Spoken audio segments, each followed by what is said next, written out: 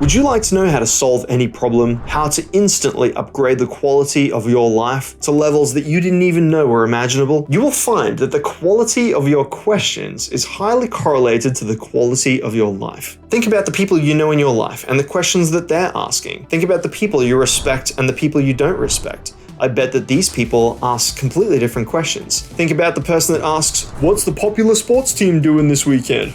And the person that goes, "What is the meaning of life?" These two people are going to go down completely different paths in life because the intention of their questions, the amount of thought and consideration they've put into them, is completely different. A lot of bad questions also come from the people trying to simply outsource their thinking. They bundle up all of their problems in an incoherent mess, they don't bother typing in the words correctly, or they'll jumble everything up, and then they'll just dump it on your lap. They don't even put in a little bit of effort into trying to untangle all of their own thoughts for the benefit of the person that's trying to help them. So even if they were inclined to help, they still can't because the question is not clear. With this, you can see that giving people all the relevant details is super important to understanding where you're at and what you're doing. Vagueness gets vague answers, and you want specificity because specificity is actionable. Number 2, tell them what you've already tried.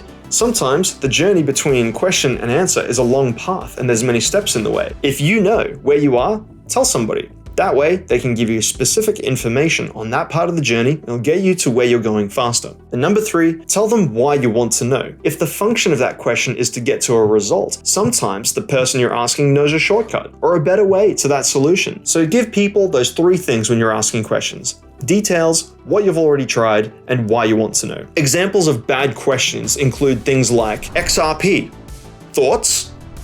Never ask thoughts. Thoughts is an example of outsourcing your thinking. Don't do this. Tell us what you've learned from the lessons, what skills and tactics you're trying to apply, specifically why you're trying to apply those, and then ask, have I applied the lessons correctly? The way that you structure your analysis will lend itself a lot better to the actionable advice that we need to give you so you can make the most money possible. The amount of effort that you put into your questions will probably draw out the same amount of effort from the person answering you. So if the professors are inclined to help, they will be more inclined to help to a greater detail if you put a lot of effort in there. Remember all of these rules and you're going to be asking fantastic questions and be getting great responses.